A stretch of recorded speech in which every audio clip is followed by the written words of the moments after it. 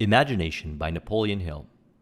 What I've done is I've pulled some discussion points from Think and Grow Rich, the imagination chapter, and I want to discuss this because it's important to value your imagination if you are in the creative space and if you are an entrepreneur or if you're looking to create success or riches for yourself. Money is a net result of your ability to innovate and create something that is needed and useful and put it out in the marketplace based on what the audience is looking for, what your market is looking for, in exchange for money, fair trade. So you have to have the creative ability to come up with something that resonates with the market. And this is where I always reflect upon the more important elements of a business, two primary functions of a business, as stated by Peter Drucker, and that is marketing and innovation. Innovation refers to your ability to have your finger on the pulse of what others are looking for and create innovative solutions to serve them, products and services that are needed and useful. And marketing is your ability to connect and stimulate in their mind the desire to want to do business with you. You do this to creative advertising, putting out content, relating with your audience, and stimulating in them the potentiality, the idea of doing business with you because it benefits them. If you invest your time in these two areas, what you're really doing is you're working with your imagination.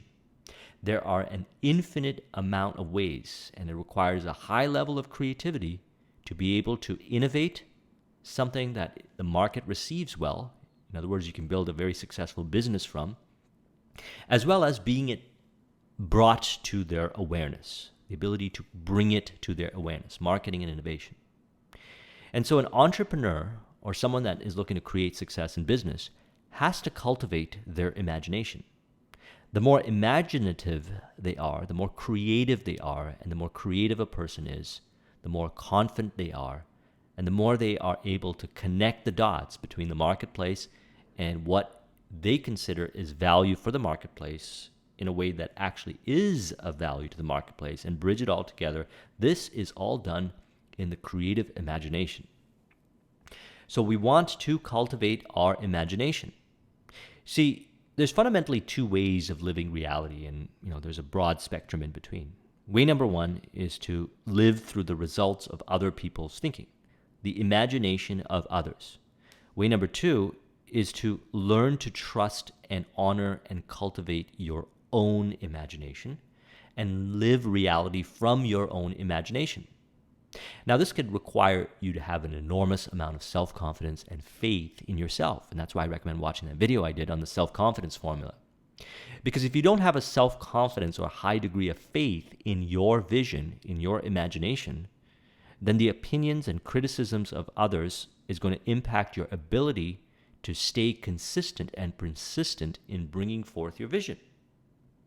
So cultivating faith and self-confidence in yourself is very important, and cultivating your imagination so you can creatively innovate products and services that are needed and useful is going to be a determining factor of your success.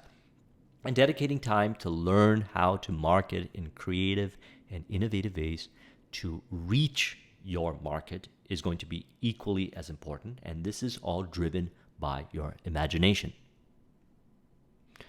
The imagination is literally the workshop wherein are fashioned all plans created by man.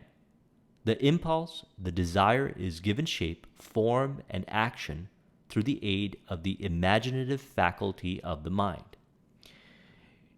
Every one of us has the power to imagine. The question is, where does the stimulus from our imagination come from? And do we exceedingly increase our ability to imagine, or do we let it atrophy? See, most of us have a great capacity to imagine when we're kids. Think about a time in your life when your imagination was just wild. You allowed your mind to wander and drift into creative thinking and ideas. Perhaps you even had a world within that you lived in, an imagination. I know I did. And over the course of life, as you started to grow up, you maybe didn't honor it as much, and the imagination faculties started to atrophy. See, it's one of the greatest disservices that we can do to ourselves and others to let our imagination die. And that's why it's actually important to do some of these things that we did as children. We're going to talk about this later, ways of cultivating your imagination that I've been working with to increase your ability to imagine and value your imagination and live from your imagination. This is one of the key concepts, if you've been studying my videos, that I've been discussing on Neville Goddard's information, living in your imagination. Neville actually believes that imagination is conversation with God, is God. And whatever you believe it to be that works for you, the key and one golden thread discussion that is in literally all personal development information is that the imagination or your vision is important because it is from your imagination that you create reality. You become what you think about. And what you think about is in your imagination. The conversations that you have with yourself, what you imagine, is shaping and creating your reality. It is contributing to the actions that you take, the behaviors that you have, how you navigate and interact with others in the world, and it's also determining who you attract. Man's only limitation within reason lies in his development and use of his imagination. See, development and use of his imagination. Just like anything, like a muscle, we have to train our imagination. We have to develop it, and we can develop it further. I've been doing a lot of work to develop my own imagination, and I've been taking myself into even altered states of consciousness as a result of my imagination. And in these altered states of consciousness, I experience reality to be radically different. And as a result of experiencing the radical difference in reality by living through my imagination, I have ideas, hunches, and inspirations that I'm able to take and bring forth in various creative and entrepreneurial expressions. So it's then encouraged to allow yourself to live for extended periods of time in your imagination. You can vividly encourage yourself to feel, think, and see in your imagination that what you desire to create.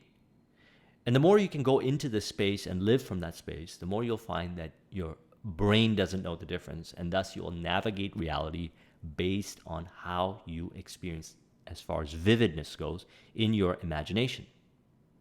He has not yet reached the apex of development in the use of his imaginative faculty. He has merely discovered that he has an imagination and has commenced to use it in a very elementary way. Now, this is the interesting thing. The power of our imagination is something that if you dedicate time to study and cultivate, it is going to totally revolutionize the way you live.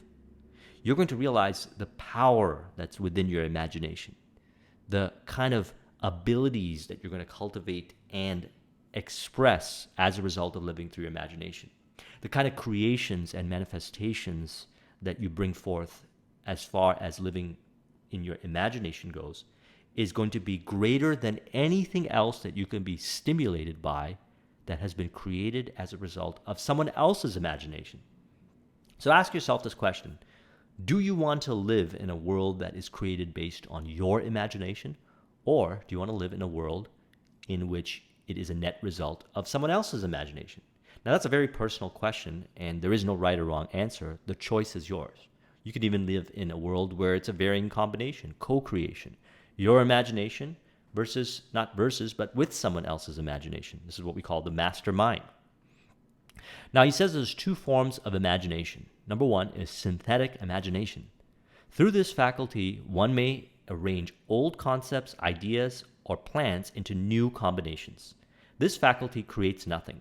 It merely works with the material of experience, education, and observation with which it is fed.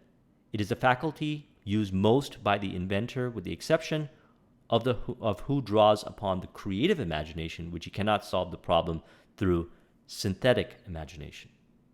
So you can get a bunch of ideas as a result of watching videos, reading books, and learning and studying that are net result of other people's thinking, and you can work with this combination of information in creative ways to evolve and add and contribute and aggregate and create something that may look new or is a evolved version or a contribution of all those elements. And that would be using the synthetic imagination. Now, in earlier stages of creating success, we work more with the synthetic imagination. It's something to actually value. It's not a bad thing. This is how you can start stimulating deeper levels of understanding and working with the imagination, and even cultivate even more so of a creative imagination. Now, going back to what I said earlier, we realized that when we were kids, we had more of a creative imagination, which I'm going to talk about right now, in which we didn't really pay attention a lot to the education and information that was given to us.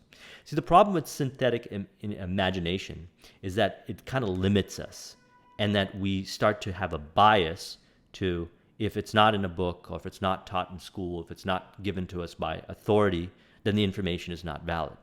When you're a child, you didn't think that way. Now, I like a combination of synthetic and creative imagination. Let's talk about creative imagination. Throughout the faculty of creative imagination, or through the faculty of creative imagination, the finite man, or mind of man, has direct communication with infinite intelligence. It is the faculty through which hunches and inspirations are received. It is by this faculty that all basic or new ideas are handed over to man. Now think about creative ideas that have revolutionized the world. Where did they come from? Did they come from synthetic imagination? Well, perhaps it was a combination. But there's a lot of ideas and a lot of things that we live with now that are day-to-day things that we take for granted, like wireless networks or computers or certain kind of technology, robotics, and so forth, that was once considered a wild science fiction type of dream, but it's now a reality. And there are dreamers, people that live in the world today that see the future 20, 30, 50, 100 years from now in polarizing ways that are built on maybe the foundation of technology that exists, or totally new ideas that may seem crazy, but will one day be brought forth. And this is the case with a lot of inventions. If it wasn't for the creative imagination, if it wasn't for certain individuals who look beyond what is already created, and go within themselves and travel to altered states of consciousness to be able to pull out ideas, we wouldn't have what we have today in reality that is absolute fact. So thus, we want to trust that something exists beyond. And by the way, working with this information, because I've been studying Think and Grow Rich and working with it and created a lot of success in my life as a result of the principles in the book, the more I practice the information in Think and Grow Rich, the more I tap into and work with the creative imagination.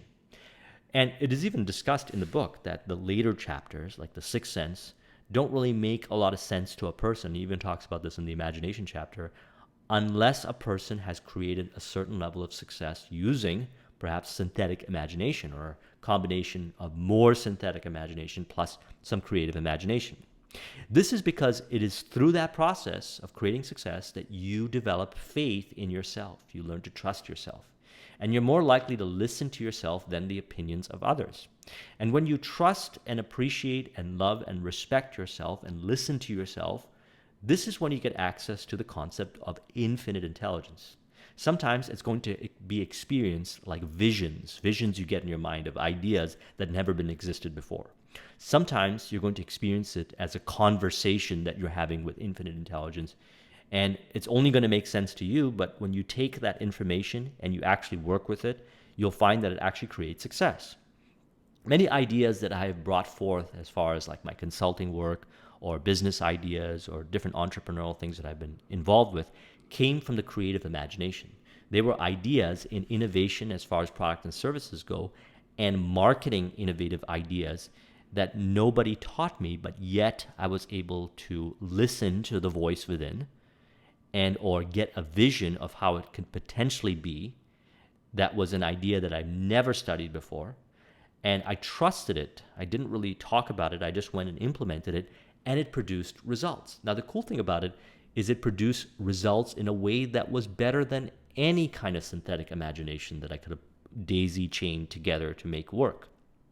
So here's the power. Think about a time in your life where you were able to create success or a result by honoring an idea that came from your creative imagination that wasn't a result of other people's thinking. And imagine this whole scenario, run it through your mind, and see how it played out.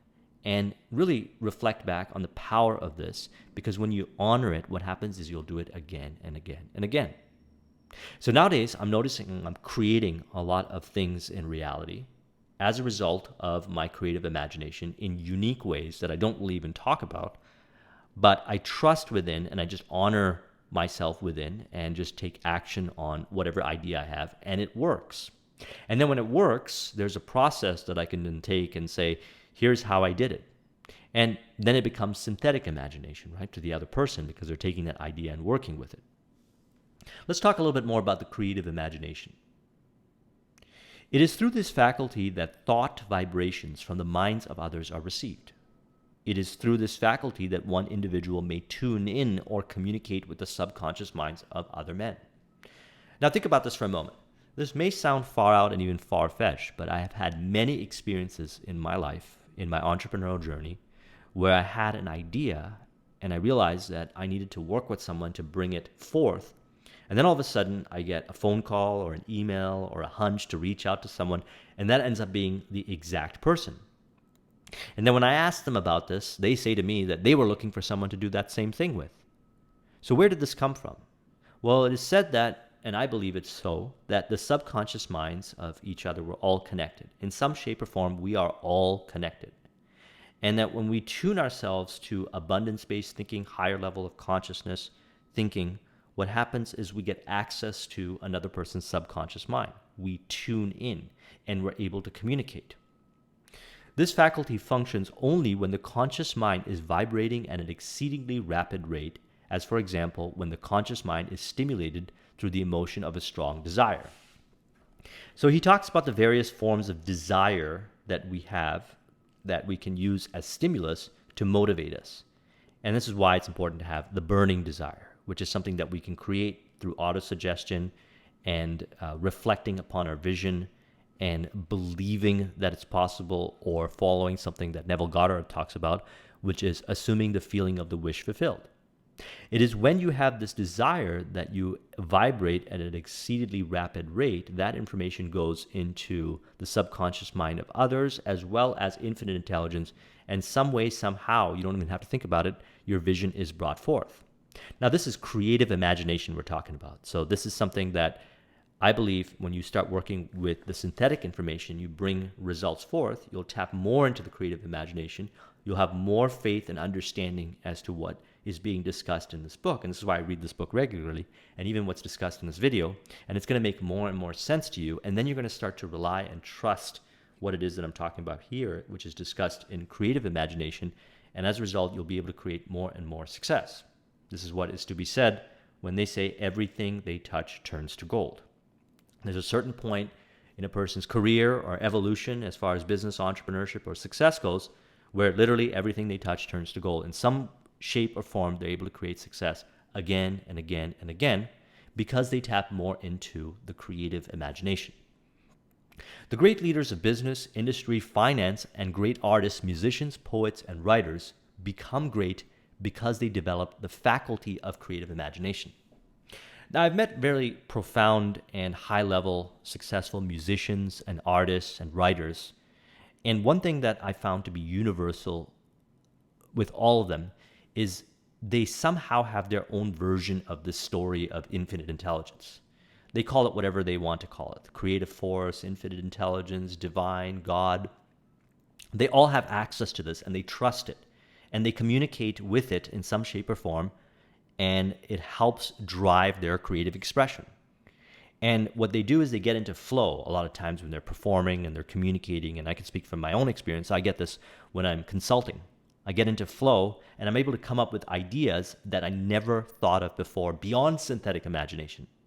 Because of constant development in career and entrepreneurship and placing myself and applying these principles, I'm able to tap into the creative imagination.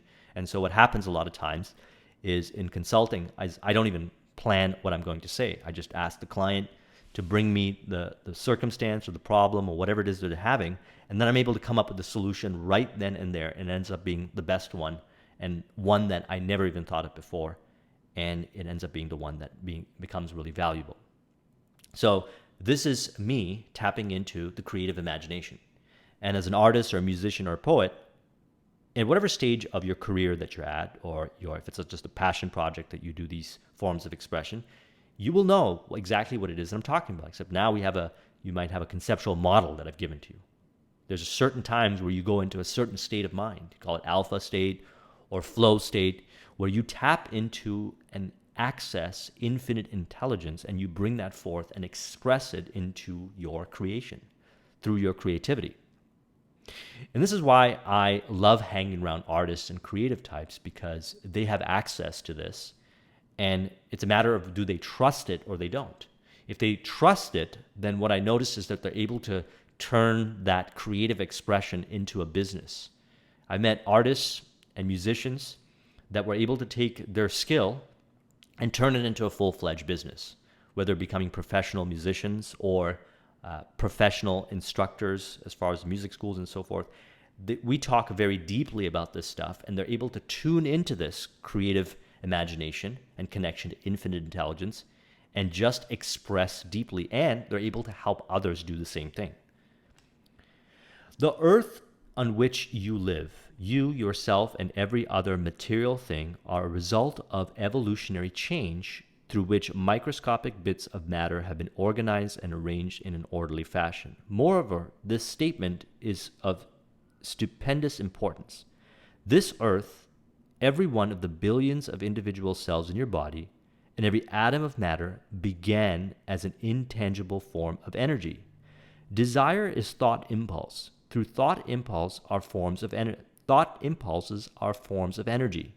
When you begin with the thought impulse desire to accumulate money, you are drafting into your service the same stuff that nature used in creating this earth and every material from in the universe, including the body and brain in which the thought impulses function. Now, this is very deep stuff, and it may not make sense in the beginning, but as you begin to work with this information and create more results and tap into the creative imagination, you'll start to realize that we all originate from the same source.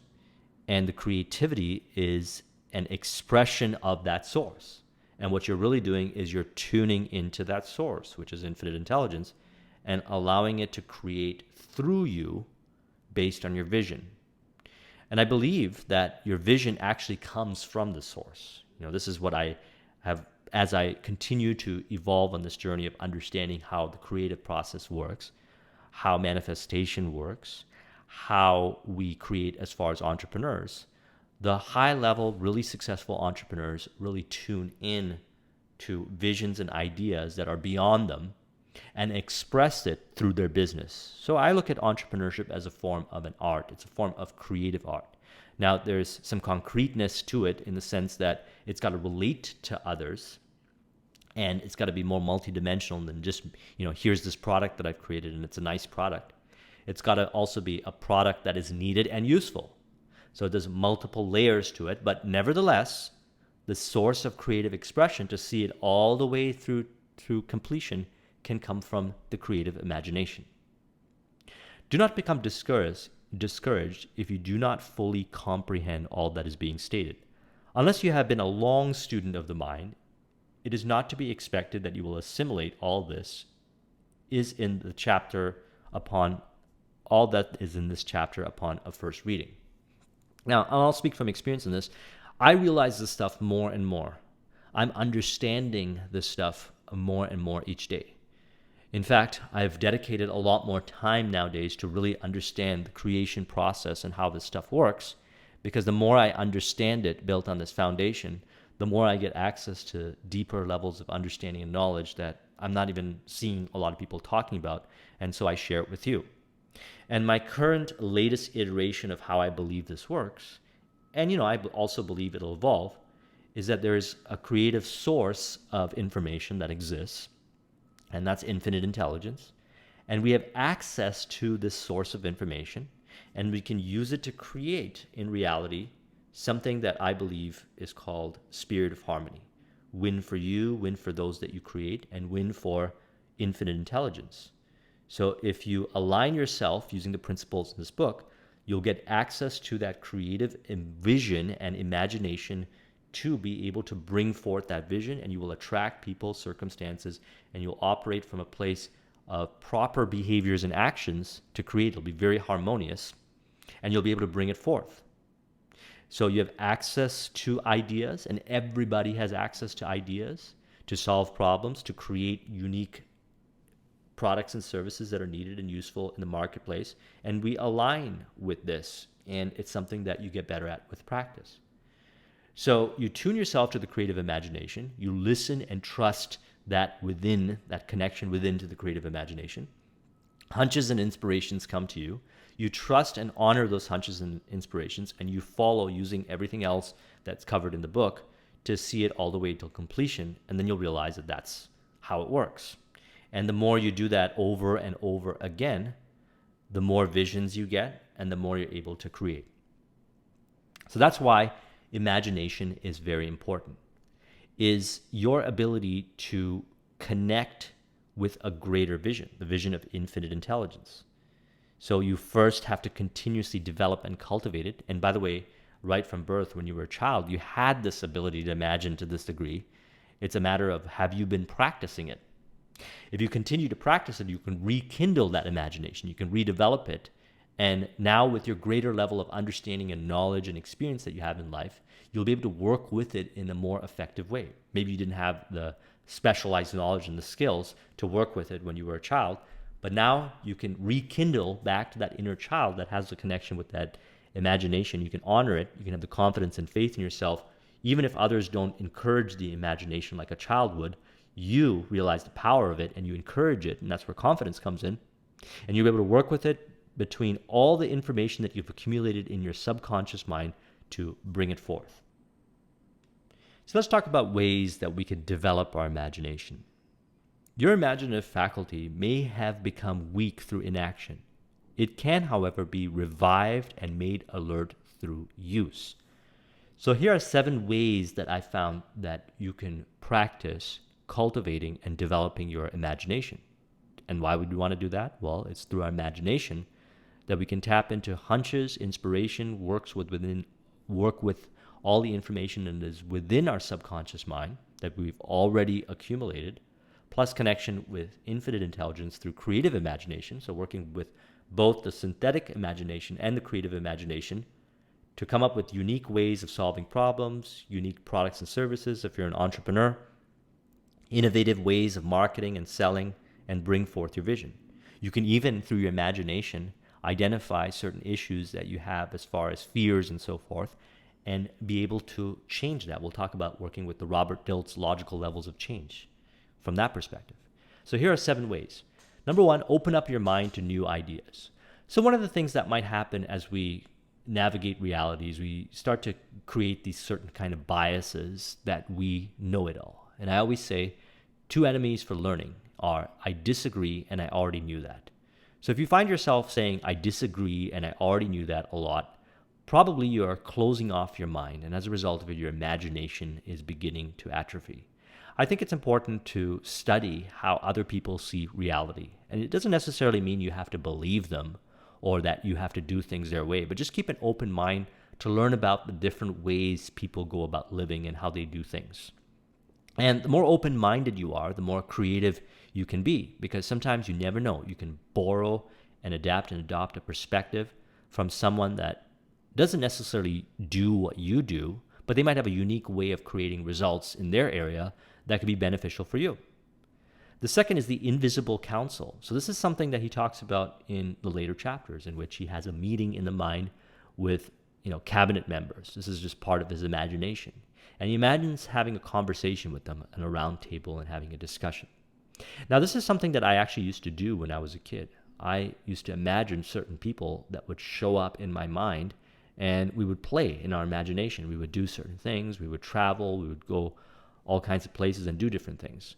Little did I know, now, fast forward 30 years later, that it was such a beneficial exercise that continuously stimulated my imagination, which allows me to now create what I am, and probably contributed a lot for me being an entrepreneur, because I practice it unknowingly, but to my benefit.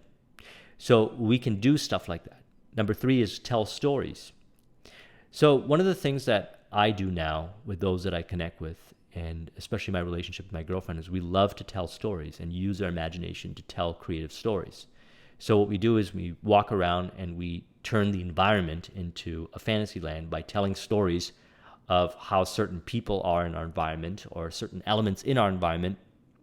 Using our imagination is so based on a different altered state of consciousness. So you might say something like, you see that tree over there? That tree contains a magical power. Let's go talk to the tree. And then we'll put our hand on the tree and we'll say, can you feel that? And the idea behind this is, we're in our 30s doing this kind of stuff, but what it does is it stimulates the imagination.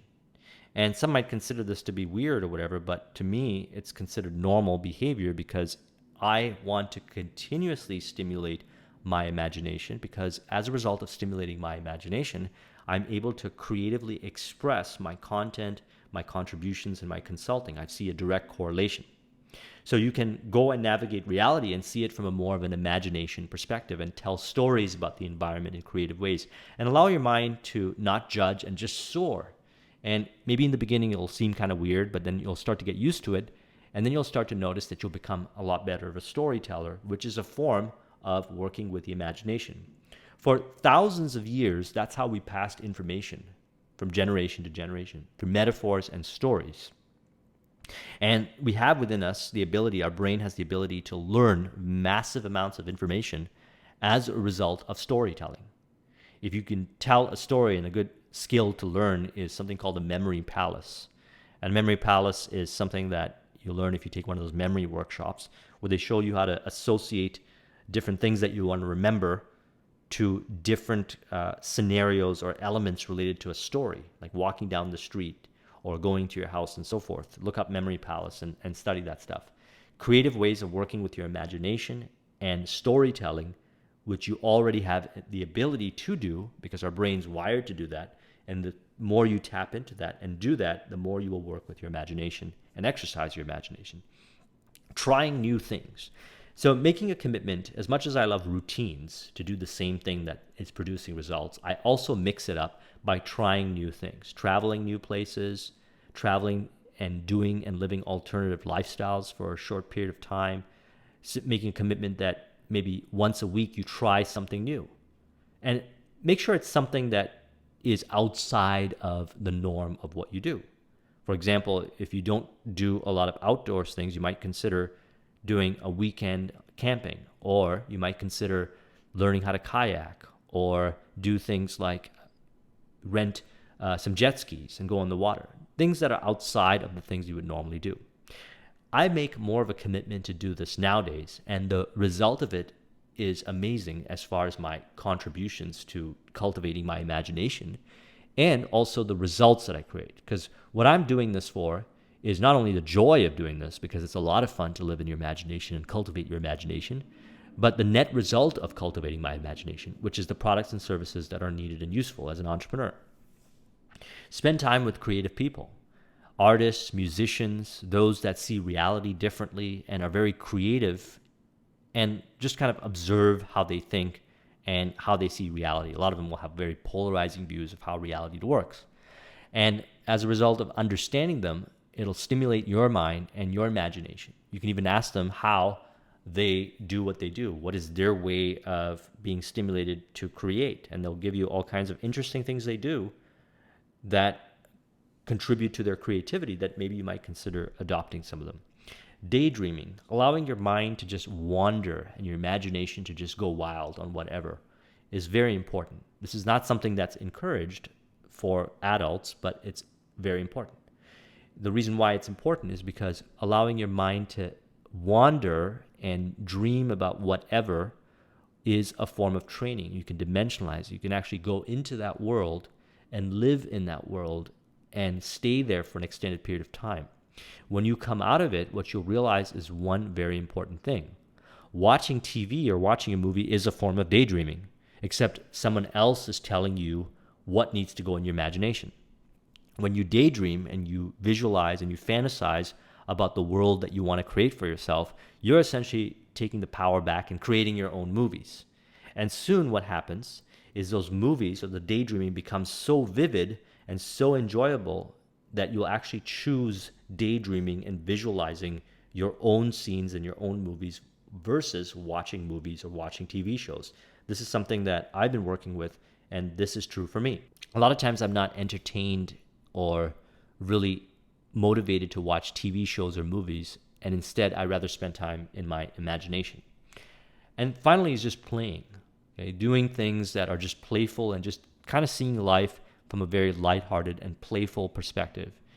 Go over to a park and play in the park, throw a frisbee around, do things that are very playful, and don't worry about what others think of you because it's not within your age group. My girlfriend and I go to playgrounds and we play on the playgrounds, and we have a lot of fun, and it loosens me up and it rekindles a childlike spirit, and it also contributes very importantly to my imagination. Now, we can take this and apply this to Robert Dilts' logical levels of change. So how does this work? The different parts in Think and Grow Rich correlate to different elements in the Robert Dilts model. Now, I did a discussion of the Robert Dilts model. I recommend you watch that video. I'll put a link in the description. But we've got the vision, identity, values and beliefs, capabilities, behavior, and environment elements. So your imagination contributes to your vision and the sixth sense, which is a connection to infinite intelligence. And this is what drives everything. See, vision's right at the top here, and it drives everything. Your identity, values and beliefs, capabilities, behaviors, and environment.